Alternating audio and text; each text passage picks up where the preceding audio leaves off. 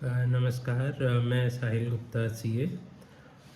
अभी हम सब ने बीते दिनों में सुना है कि सेक्शन 43B है इनकम टैक्स एक्ट का, जिसमें कुछ अमेंडमेंट्स आए हैं, जिसमें एमएसएमई को करने वाले पेमेंट से रिलेटेड कई हमारे मैसेजेस और कई कन्फ्यूजन्स मार्केट में हैं। तो उसको क्लियर करने के लिए ही मैंने ये वीडियो बनाया है। सबसे पहले हम समझते हैं कि सेक्शन 43B में जो नया क्लॉज एच ऐड हुआ है उसके मायने क्या हैं। उसके मायने ये हैं कि अगर आपको कोई एमएसएमई है जो आपका क्रेडिटर है और उसका आपने विद इन 45 डेज़ पेमेंट नहीं किया है, तो उसका जो भी बैलेंस होगा वो आपकी इनकम में जोड़ दिया जाएगा।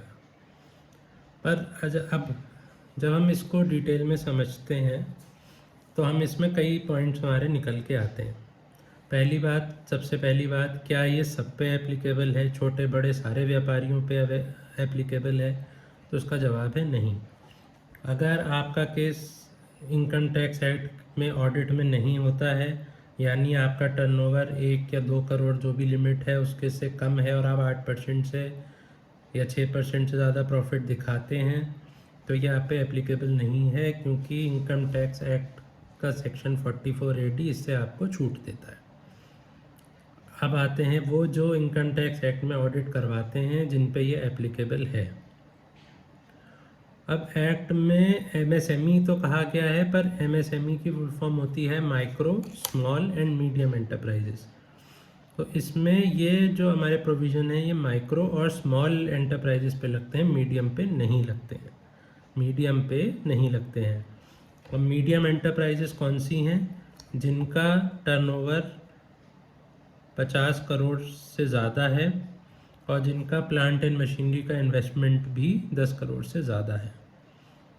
तो हमारा जो निष्कर्ष इसका निकलता है कि अगर कोई हमारी पार्टी है जिसका 50 करोड़ से ऊपर का टर्नओवर है और मैन्युफैक्चरिंग यूनिट है या सर्विस प्रोवाइडर है, तो हम पे ये प्रोविज़न इस पे एप्लीकेबल नहीं होता। अब सबके मन में एक सवाल उठेगा कि ट्रेडर भी तो एमएसएमई में रजिस्ट्रेशन कराते हैं, जो हम उद्यम का रजिस्ट्रेशन कराते हैं वो भी एक मिनिस्ट्री ऑफ एमएसएमई में ही रजिस्टर्ड होता है। और इसके ऊपर एक हमारा सर्कुलर है जिसमें कहा गया है कि वो जो ट्रेडर का एमएसएमई में रजिस्ट्रेशन होता है वो सिर्फ बैंक लैंडिंग के और प्रायोरिटी सेक्टर लैंडिंग के पर्पज़ से ही वो रजिस्ट्रेशन कराया जाता है। उस पर एमएसएमई एक्ट के सारे प्रोविजंस लागू नहीं होते। तो अब हमारा जो नया निष्कर्ष निकला कि जो हमने ट्रेडर से लिया हुआ है उस पर ये कानून लागू नहीं होता। दूसरा, कोई मैन्युफैक्चरर या सर्विस प्रोवाइडर जिसका टर्नओवर 50 करोड़ से ऊपर है, उसकी अगर हमारी कोई देनदारी है तो ये उस पर भी लागू नहीं होता। तो अब हमारा जो फाइनल बचता है कि कोई भी क्रेडिटर हमारा जो मैन्युफैक्चरर है या सर्विस प्रोवाइडर है वो एमएसएमई में रजिस्टर्ड है और उसका टर्नओवर 50 करोड़ से कम है, तभी हमारे ऊपर ये प्रोविज़न लागू होंगे। मतलब उसका अगर हमने पेमेंट 45 दिन के अंदर नहीं किया तो हमें उसका जो बैलेंस होगा वो हमारी आमदनी में जोड़ दिया जाएगा।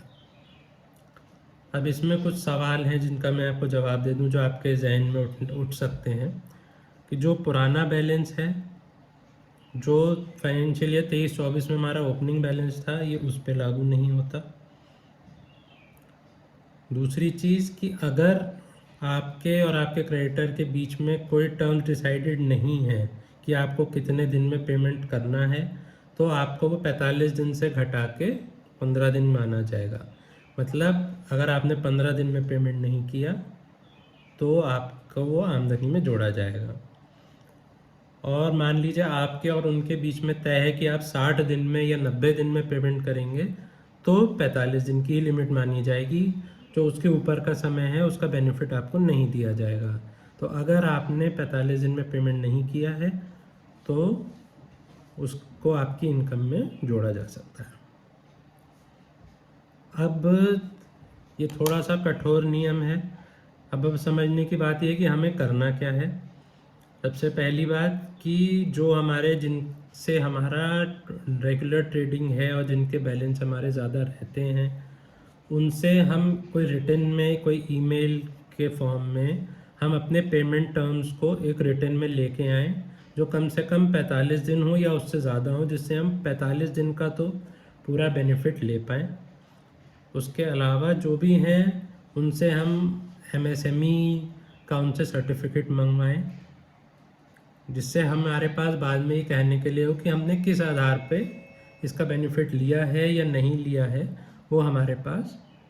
अगर वो MSME में रजिस्टर्ड नहीं है तो भी उनसे अपने को एक मेल करवाएं कि साहब हम MSME नहीं हैं। इसमें ज़्यादा घबराने की बात नहीं है, पर हमें इसका ध्यान विशेष तौर से रखना पड़ेगा। अभी हमारे पास समय है, जो हमारा 31 मार्च 2024 को जो बैलेंस बचा होगा उस पे ये एप्लीकेबल होगा। तो कोशिश करिए कि 31 मार्च तक कोई भी ऐसी एंट्री हो तो उसको क्लियर करें। और अगर आपका और भी कोई सवाल हो तो मेरा नंबर आपके पास है ही, आप मुझे कॉल कर सकते हैं। Thank you.